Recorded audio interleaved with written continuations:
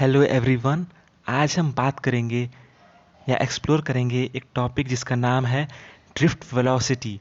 Drift velocity के बारे में जानने से पहले मैं आपका अटेंशन दोबारा उसी टॉपिक पर लेके जाना चाहूँगा जहाँ से मैंने स्टार्ट किया था, जो था इलेक्ट्रिक करंट। तो इलेक्ट्रिक करंट क्या था कि जब कोई वायर है, अगर ए बी एक वायर है और पी क्यू एक क्रॉस सेक्शन है इस वायर का एक क्रॉस सेक्शन पी क्यू है। तो अगर इस क्रॉस सेक्शन से कोई चार्ज यहाँ से यहाँ चला गया, पी क्यू क्रॉस कर दी, यानी कोई चार्ज अगर पी क्यू के लेफ्ट हैंड साइड से क्रॉस करके थ्रू पी क्यू को क्रॉस करके राइट हैंड साइड चला गया, तो हम कहते थे कि पी क्यू के अंदर एक इलेक्ट्रिक करंट प्रोड्यूस हुई थी या पी क्यू पर एक इलेक्ट्रिक करंट प्रोड्यूस हुई है। तो ठीक उसी तरह अब एक केस लेते हैं। मान लीजिए ये हमारे पास एक मेटेलिक कंडक्टर है जिसका नाम है ए बी, और इसका क्रॉस सेक्शन है, मान लीजिए उसका नाम है क्रॉस सेक्शन का पी क्यू। ये किसी बैटरी से कनेक्टेड नहीं है, तो सिंपली कोई मेटेलिक कंडक्टर है, मान लीजिए एक एल्युमिनियम है, ए बी एक एल्युमिनियम है, ए बी एक एल्युमिनियम है, और एक क्रॉस सेक्शन है इसका P और Q। तो जब ये किसी बैटरी से कनेक्टेड नहीं है, यानी इन दोनों के बीच कोई पोटेंशियल डिफरेंस नहीं है, कोई इलेक्ट्रिक फील्ड अप्लाइड नहीं है, तो उस केस में होता क्या है, आइए उसे एक्सप्लोर करते हैं। तो एक्चुअली होता क्या है कि अगर हम बात कर रहे हैं किसी भी इलेक्ट्रॉन की, तो electron in the case of conductor यानी करंट वेलोसिटी चैप्टर में अगर बात कर रहे हैं, तो हमको अपने आप को हमेशा वायर के अंदर ले जाना है। तो चलिए, ए बी क्या है, वो वायर है, क्रॉस सेक्शन उसका वायर का पी क्यू है, तो हम उस वायर के अंदर चले गए ये जानने के लिए कि वेलोसिटी ऑफ इलेक्ट्रॉन है कितनी जब कोई इलेक्ट्रिक फील्ड या कोई बैटरी नहीं लगाई गई है। तो होता क्या है कि क्रॉस सेक्शन के अंदर भी जैसे कोई भी वायर होगा, वो भी पार्टिकल है, या वो भी वायर भी एक मैटर है। तो मैटर है तो वो भी एटम से बना होगा, और एटम के सब atomic particles proton, electrons, neutrons और भी बहुत सारे सब एटॉमिक पार्टिकल्स से मिलके बना होगा। तो होता क्या है कि उसी छोटे छोटे एटमों के प्रोटॉन्स जो होते हैं, ये सारे मान लीजिए वो प्रोटॉन्स हैं, ये प्रोटॉन्स, या उन्हें लैटिस पॉइंट भी कहते हैं। तो मैं यहाँ सिर्फ प्रोटॉन बोलूँगा, तो ये प्रोटॉन्स हैं, ये सारे प्रोटॉन्स हैं, जो डॉट डॉट डॉट डॉट है, रेड डॉट, ये सारे प्रोटॉन्स हैं। तो करंट कब कॉन्स्टिट्यूट होगा, या तो प्रोटॉन पी क्यू से क्रॉस कर जाए, या तो इलेक्ट्रॉन पी क्यू से क्रॉस कर जाए।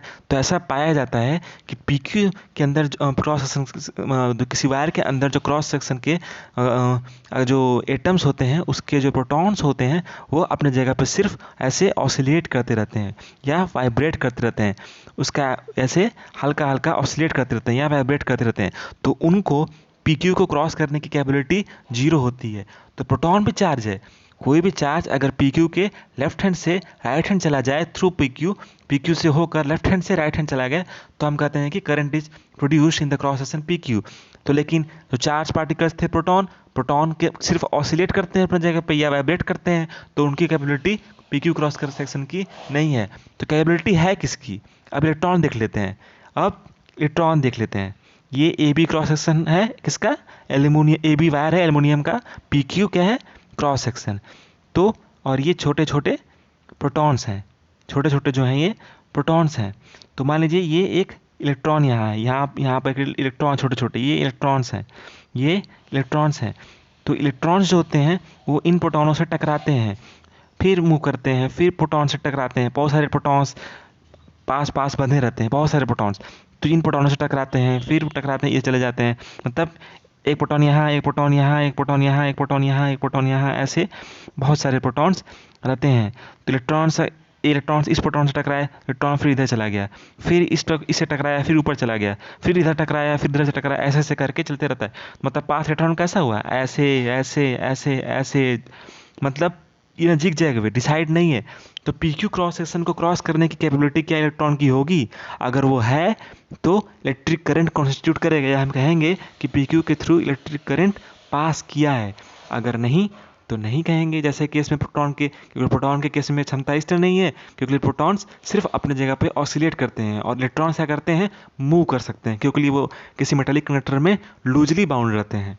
तो देखिए मान लीजिए ये सब प्रोटॉन्स हैं, तो इलेक्ट्रॉन्स आए अगर, तो अगर यहाँ पहुँच भी गए क्रॉस सेक्शन के, तो इन प्रोटॉनों से वो टकरा के वापस लौट जाएंगे। अगर पहुँच भी गए बाई चांस ऐसे घूमते घामते, तो अगर इन प्रोटॉनों से टकरा कर वो वापस लौट जाएंगे, तो क्या कभी वो इलेक्ट्रिक करंट कॉन्स्टिट्यूट करेंगे? 1 इन ए बिलियन, 1 इन ए बिलियन पाया जाएगा ऐसा कि कोई इलेक्ट्रॉन क्रॉस कर गया कि अपने क्रॉस सेक्शन PQ से।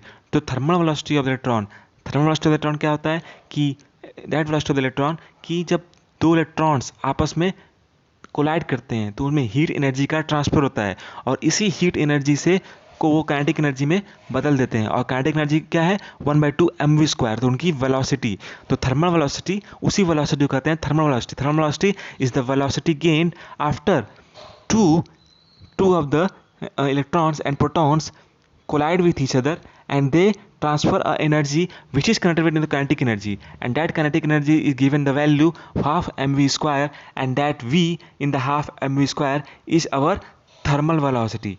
तो थर्मल वेलोसिटी बहुत तेज होती है, उसकी वैल्यू होती है 10⁵, यानी अगर लाइट की स्पीड देखा जाए 3 × 10⁸ से, तो लगभग करीब उतना अगर स्पीड पहुंच जाए 3 × 10⁸, तो हम थियोरी ऑफ रिलेटिविटी को और बेहतर समझ पाते।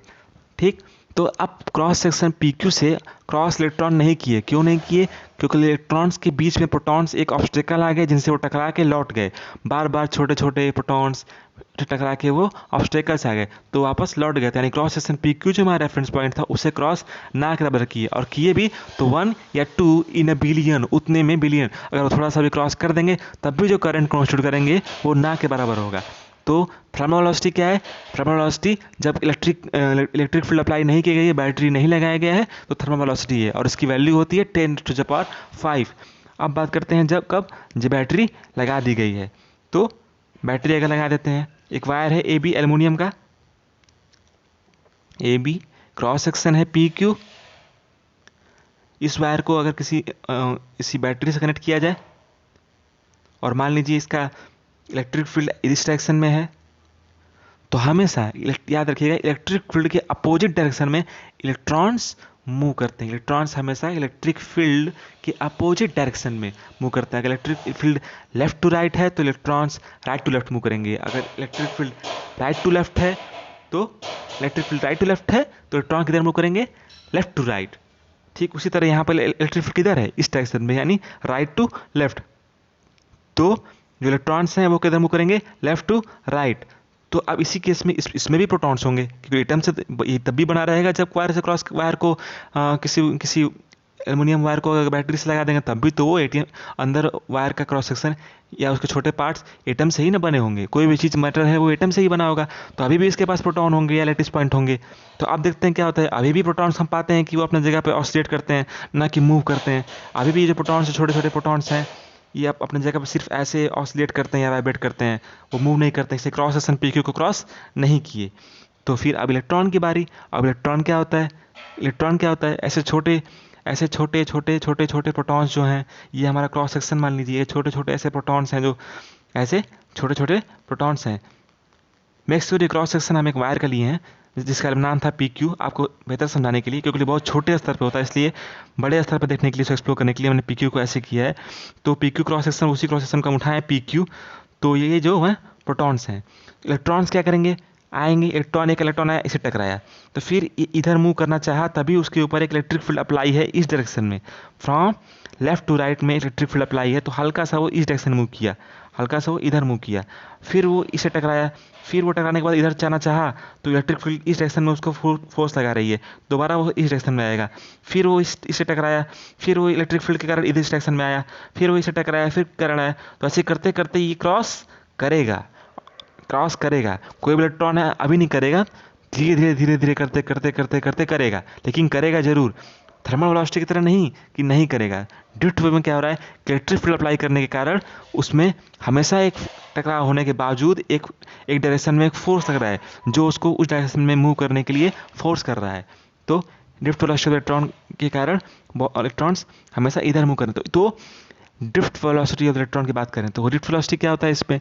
तो जो वेलोसिटी के कारण, जो वेलोसिटी है इलेक्ट्रॉन की, जिससे वो क्रॉस किया PQ क्रॉस सेक्शन से थ्रू द वायर, तो वो उसका कहलाता है drift velocity of the electron. मतलब अगर PQ cross section of the wire को जिस वेलोसिटी से इलेक्ट्रॉन क्रॉस किया, तो उसको कहते हैं ड्रिफ्ट वेलोसिटी है, डिनोट करते हैं ड्रिफ्ट VD। अब ड्रिफ्ट क्यों? ड्रिफ्ट मतलब होता है किसी चीज़ को हल्का धक्का देना, धक्का सा देना। तो प्रोटॉन्स अगर ऐसे पास पास हैं तो इलेक्ट्रॉन्स अगर आए तो इलेक्ट्रिक फील्ड अगर इस डायरेक्शन, इलेक्ट्रिक फील्ड के कारण फोर्स इस डायरेक्शन में रहा इलेक्ट्रॉन पे फोर्स इस डायरेक्शन में फोर्स लग रहा है, तो टकराए, तो टकराने के बाद यहाँ पर उसकी वेलोसिटी जीरो हो गई, जिस समय टकराए उस पर्टिकुलर मोमेंट वेलोसिटी जीरो। फिर वो एक वेलोसिटी गेन किया और फिर मूव करके फिर वो इसी डायरेक्शन में जाएगा क्योंकि इलेक्ट्रिक फील्ड उसको उधर फोर्स कर रही है। फिर वो टकराया, फिर जाके इस डायरेक्शन में जाएगा। तो इन्हीं सारे ड्रिफ्ट स्पीड्स यानी छोटे छोटे वेलोसिटियाँ उसको धक्का दे रही है, इलेक्ट्रिक फील्ड उसको धक्का दे रही है, इस डायरेक्शन में फोर्स लगा के right to left to right force लगा के उसको उस डायरेक्शन में मूव करने के लिए एक धक्का दे रही है, फोर्स कर रही है। तो इसीलिए उसको कहते हैं ड्रिफ्ट स्पीड। और ड्रिफ्ट स्पीड की वैल्यू क्या होती है वो हम आगे कैलकुलेट करेंगे। तो ड्रिफ्ट वेलोसिटी का डेफिनेशन सोचें तो ड्रिफ्ट वेलोसिटी का डेफिनेशन हमारे हिसाब से ये होगा कि the velocity gained after the electrons collide with the lattice points or protons opposite to the direction of the field, and the force is applied, and due to that force whatever the velocity the electron gains is known as drift velocity। तो drift velocity क्या है आसान भाषा में कि वो velocity जो proton से टकराने के बाद इलेक्ट्रिक फील्ड जो फोर्स लगा रही है उसको इलेक्ट्रॉन के मूवमेंट के अपोजिट डायरेक्शन में, इलेक्ट्रॉन के मूवमेंट का इलेक्ट्रॉन जिस डायरेक्शन में मूव कर रहा है उस डायरेक्शन में उसको फोर्स लगा रही है। इलेक्ट्रिक फील्ड क्या है? Electric field is opposite to the direction of the movement of electron. तो इलेक्ट्रॉन पे उसको फोर्स लगा, तो फोर्स लगने के कारण जो वेलोसिटी गेन किया और वेलोसिटी गेन करने के बाद किसी क्रॉस सेक्शन को क्रॉस किया तो उससे कहेंगे ड्रिफ्ट वेलोसिटी ऑफ इलेक्ट्रॉन। यानी ड्रिफ्ट वेलोसिटी क्या कि अगर कोई इलेक्ट्रॉन है, अगर किसी क्रॉस सेक्शन को क्रॉस करते समय जब उस इलेक्ट्रिक फील्ड के कारण उस फोर्स लगा उस क्रॉस सेक्शन को क्रॉस करने के लिए तो उससे कहते हैं ड्रिफ्ट वेलोसिटी ऑफ इलेक्ट्रॉन। उम्मीद है आपको अच्छा लगा होगा। आगे भी ऐसी वीडियोस के लिए बने रहिए हमारे साथ, हम आगे एक्सप्लोर करते रहेंगे।